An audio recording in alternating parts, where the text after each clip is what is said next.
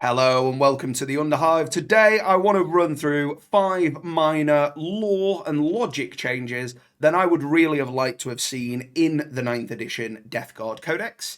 Given how many balanced data slate changes we've had in 9th edition that haven't addressed any of these, I think there's probably a 0% chance of this happening with the April balanced data slate, but you never know, we might see these sorts of changes in 10th edition.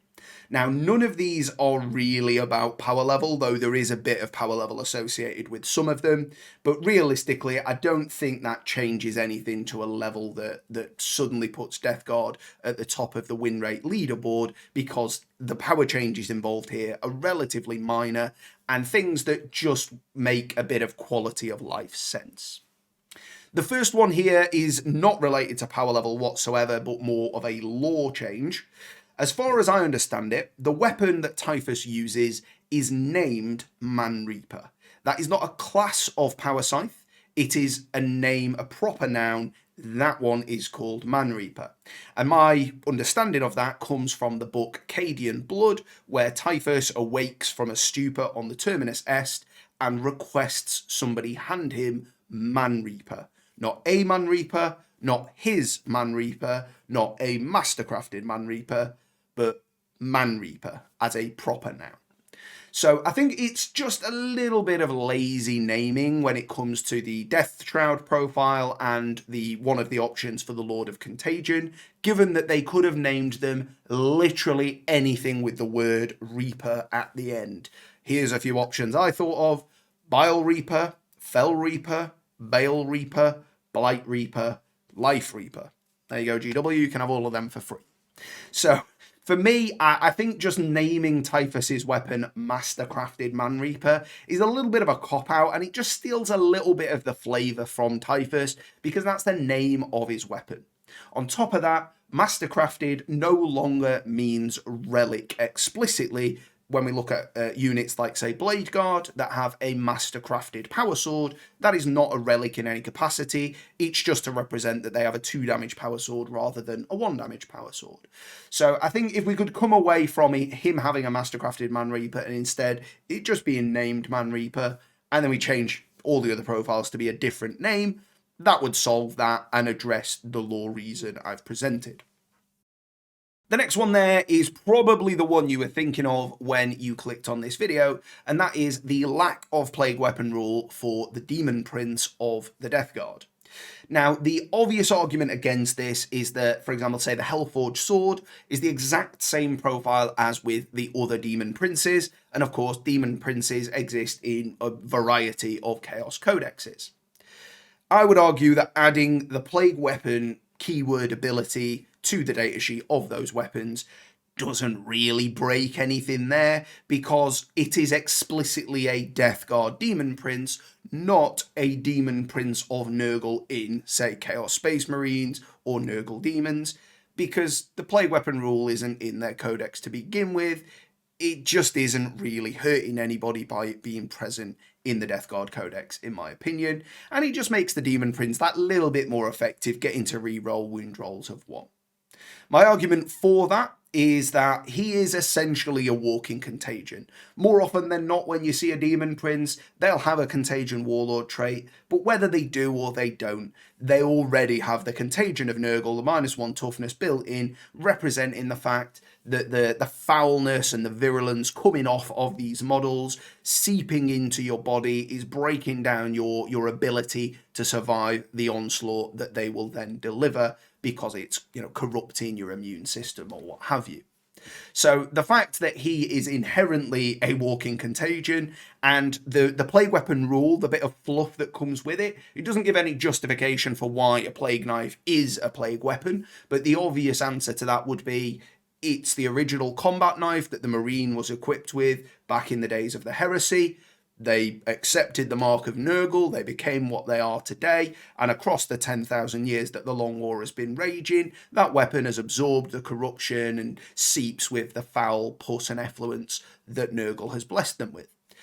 That seems to be a completely fair assumption that the Daemon Prince would be in the same boat there, given they are a former Death Guard Marine that has ascended to Daemon Princehood and is now equipped with a much larger Plague Knife in the form of the Hellforged Sword. Again, I don't even think you need to change the name. You could change the name on the profile there, but I think just adding the keyword really doesn't take away from anyone else, but it makes a lot of sense for the Death Guard Codex. The next one here, very similar vein. You probably thought of this one as well. The Marine Champion has just a standard Power Fist, despite it looking very, very similar to the profile the Lord of Virulence has as the Plague Claw. It's exactly the same profile as a Power Fist, it just has the Plague Weapon rule. Seems like an oversight to me. Maybe that was something they thought of and perhaps felt it was too strong. But given that the Plague Cleaver, the Plague Flail, the Mace of Corruption, or whatever it's called, are Plague Weapons, it just stands to reason that it's not adding a ton more power level for the champion to have the ability to re-roll the wounds, just like the rest of the Marines in the squad. The next one here is one that is a personal stickle for me, is that the Death Shroud, one of the models is modelled with a Blight Grenade, sort of with a tentacle wrapped around it, as if it's about to sort of disconnect it from the tool belt and perhaps hurl the Blight Grenade with this little sort of rear tentacle on the model. So the fact that there's no Blight Grenade on the datasheet for the Death Shroud, to me, just makes no sense, because they've gone to the effort of modelling it on the model. If it wasn't there at all, fair enough, you'd go, right, well, they've got the sprayers, that's their war gear, it is what it is. But the fact that it's on the model anyway, just to me, just seems like a massive oversight.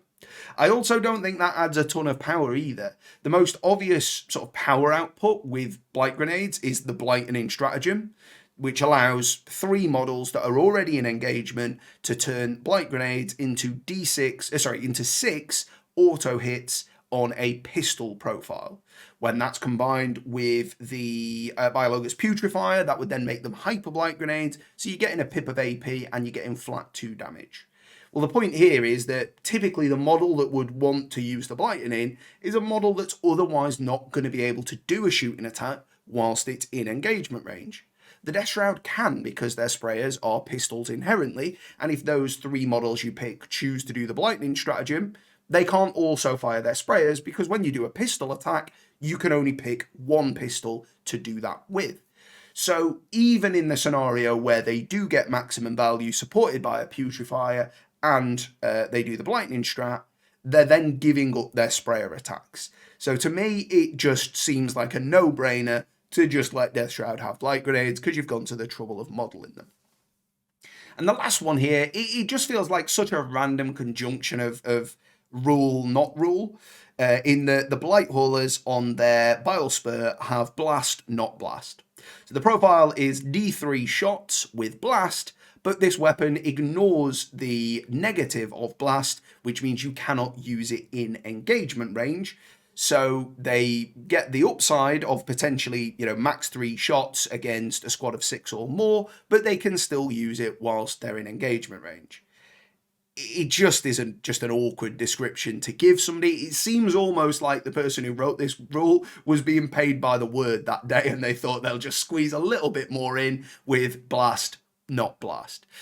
For me, this could easily just be a flat 2 shots or a flat 3 shots, and say if it's flat 3, we just up the point cost by 5 or so, and then we've not got to have this definition of, oh, well, I get the positive of Blast, but I can still shoot you in engagement, and somebody goes, well, I've never heard of that, and you go, oh, well, here it is in the codex, yeah, he was getting paid by the word. It just doesn't need to be a rule, in my opinion. We can get rid of that one.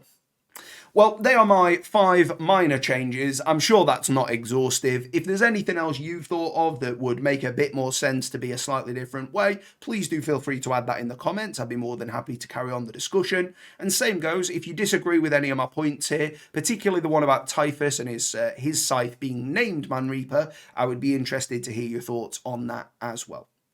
Thank you so much for watching, and I will see you next time in the Underhive.